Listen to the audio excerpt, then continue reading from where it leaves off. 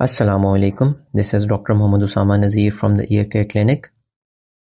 Welcome to another episode of Microsectioning. आज का case मेरे तमाम YouTube के अपलोडेड केसेस में से बहुत ज़्यादा डिफरेंट है क्योंकि इसमें टेक्निक भी डिफरेंट यूज़ हुई है, इसमें प्रेजेंटेशन भी पेशेंट की बहुत यूनिक थी। ये सर्कल जो आप देख रहे हैं ये रिट्रैक्शन पॉकेट कहलाता है मेडिकल टर्मिनोलॉजी में, और ये केस यूनिक इस वजह से है कि इसमें कान के पूरे पर्दे पे रिट्रैक्शन पॉकेट्स थी और इसमें प्रेजेंटेशन भी पेशेंट की बहुत ज़्यादा डिफरेंट थी। रिट्रैक्शन पॉकेट्स क्या होती हैं, कैसे बनती हैं और इसमें हमें क्या करना चाहिए, ये सब आज हम इस वीडियो में डिस्कस करेंगे। सबसे पहले हम पेशेंट की प्रेजेंटेशन के ऊपर जाते हैं। पेशेंट की प्रेजेंटेशन एज यूजुअल ओटेल्जिया थी, जिसको हम कान में दर्द कहते हैं। इसके अलावा पेशेंट को टिनाइटस होता था।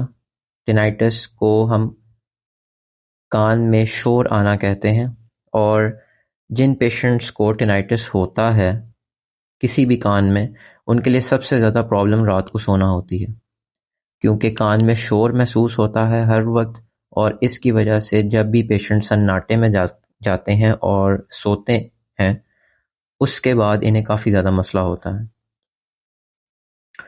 इसके अलावा पेशेंट को कान में महसूस होता था कि जैसे कान में कोई चीज़ हर वक्त उन्हें महसूस हो रही है जो कि बाहर नहीं निकल पा रही।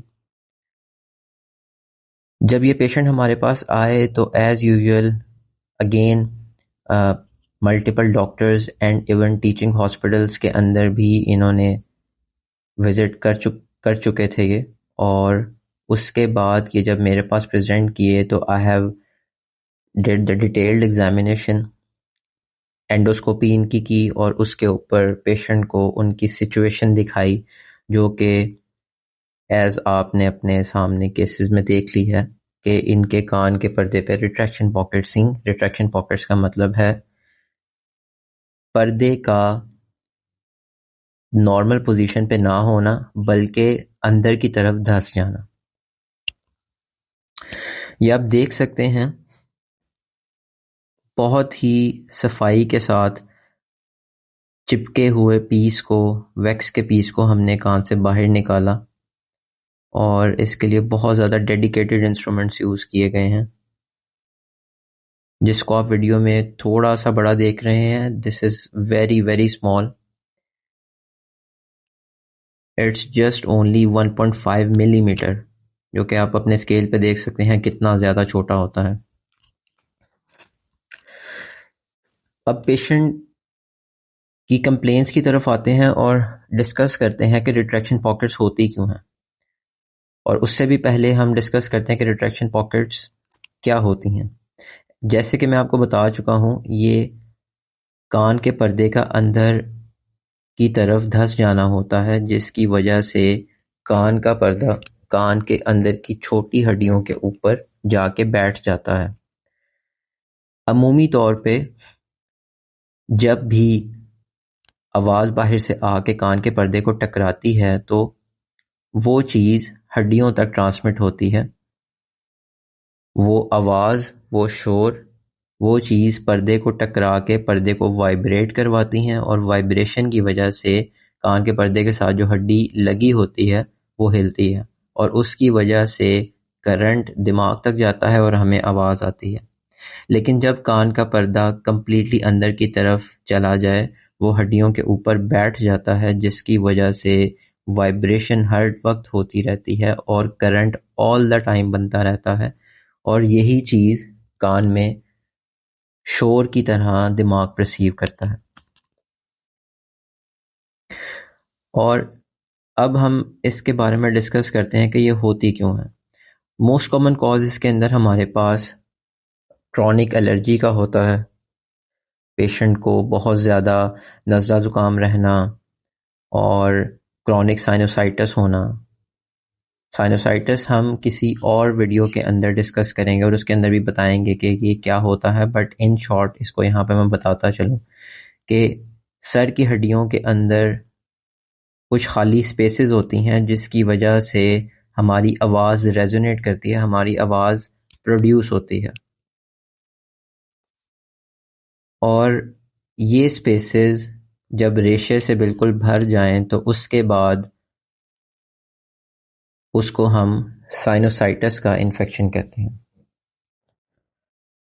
अब बहुत ज़्यादा देर तक क्रॉनिक साइनोसाइटिस या साइनोसाइटिस के असरात रहने की वजह से कान के पर्दे के पीछे इन्फेक्शन की वजह से कान का पर्दा अंदर धंस जाता है, जो कि एक मोस्ट कॉमन कॉज है। और इस केस में भी तकरीबन यही हुआ था। पेशेंट बाइक पे ट्रैवल करते थे विदाउट हेलमेट, विदाउट मास्क, और इसकी वजह से इसके साथ साथ कोल्ड ड्रिंक्स बहुत ज़्यादा यूज़ करते थे और इन्हें क्रॉनिक साइनोसाइटिस रहता था, नज़ला ज़ुकाम रहता था, गले में केरा गिरता रहता था। और ये एक सबसे ज़्यादा कॉमन चीज़ है रिट्रैक्शन पॉकेट्स के बनने के अंदर। आप इसमें देख सकते हैं कि कान का पर्दा बिल्कुल स्ट्रेट नहीं है। कान के पर्दा दोनों तरफ से अंदर धंसा हुआ है। कान का जो सुराख है, कैनाल है, वो भी स्ट्रेट नहीं है बिल्कुल भी। और ये जहाँ से हम अब वैक्स को निकाल रहे हैं, ये एक बहुत ही पेक्यूलियर सी स्पेस है जो कि हट के है। यहाँ पे हमारा ना कैमरा जा सकता था और ना यहाँ पे हमारी प्रोब जा सकती थी जिसके ज़रिए हम कान में सफाई कर सकते हैं। मैं कोशिश कर रहा हूँ कि इस स्पेस के अंदर से वैक्स को निकाल लिया जाए, लेकिन as you can see the skin is tough और इससे ऊपर हम नहीं जा सकते क्योंकि स्कोप टेढ़ी नहीं हो सकती, सक्शन ट्यूब टेढ़ी नहीं हो सकती, लेकिन जो कनाल है वो ऊपर की तरफ जा रहा है, वो बिल्कुल स्ट्रेट नहीं है। इसमें हम वैक्स को रिमूव करने की कोशिश कर रहे हैं जो कि बहुत ही ज़्यादा सख्त है। और this is one of the dry suctioning cases. इससे पहले हमने जितने भी सक्शन केसेस किए हैं उसमें यही प्रैक्टिस यूज़ की गई है कि हम पहले कान में कतरे डलवाते हैं, लेकिन जब ये पेशेंट प्रेजेंट किए थे, ही सेड के कान में कुछ महसूस है तो इसको निकालना है। उसके बावजूद भी हमने कान में 3 दिन कतरे यूज़ करवाए, ड्रॉप्स डलवाए, वैक्स सेड यूज़ करवाया, लेकिन उसके बावजूद भी वैक्स पूरे तरीके से सॉफ्ट नहीं हो सकी। But as the time was given हमें सक्शनिंग करनी थी ताकि पेशेंट की एटलीस्ट सम कंप्लेन जो है वो रिजॉल्व की जा सके। और we are trying to remove the debris, जो वैक्स है, जो डेड स्किन है उसके साथ लगी हुई। अब इस केस की सबसे ज़्यादा पेचीदा और सबसे ज़्यादा डिफरेंट चीज़ जो आपके सामने आएगी वो पर्दे के ऊपर जमी हुई वैक्स है।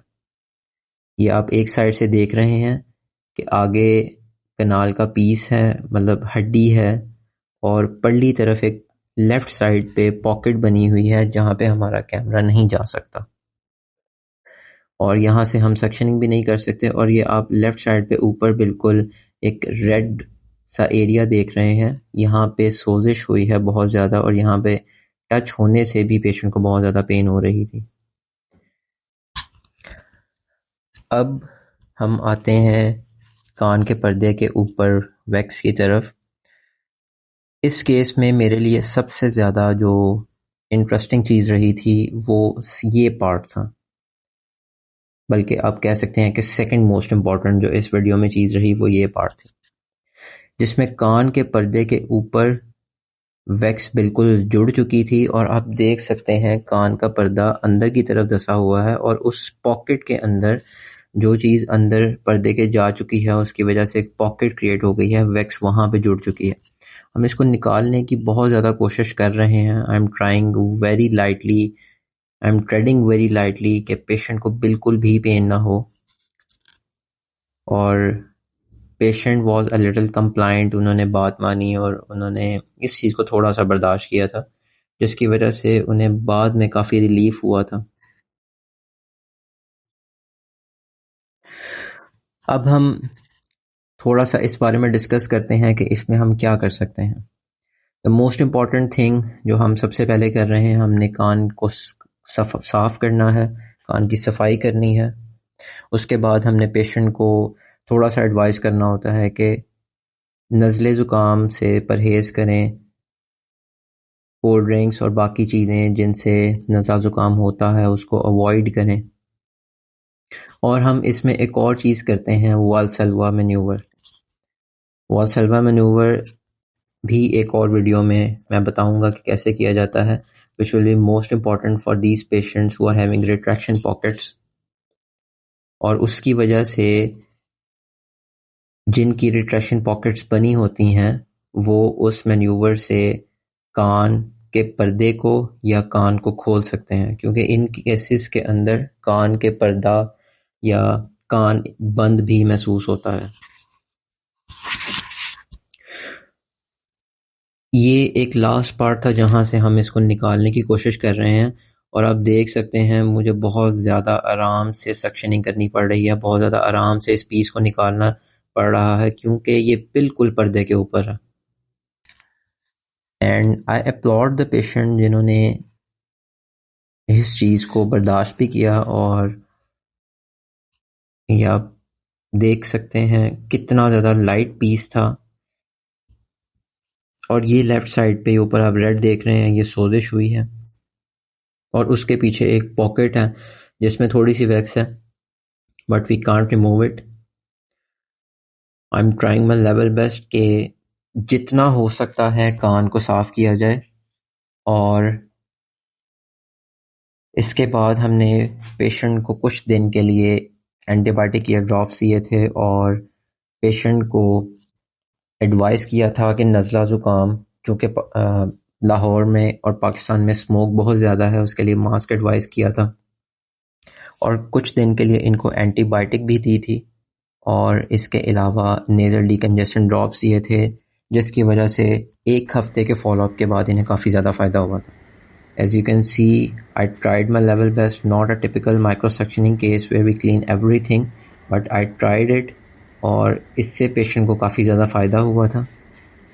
आने वाली कुछ वीडियोस पेशेंट एजुकेशन के बारे में भी होंगी, जहाँ पे मैं पेशेंट्स की नॉर्मल एलिमेंट्स, नॉर्मल डिजीज़ जिस तरह नज़ला ज़ुकाम, उससे कैसे बचा जाए और उसमें क्या करना चाहिए, वो भी हम बताएंगे। आज के लिए बस इतना ही।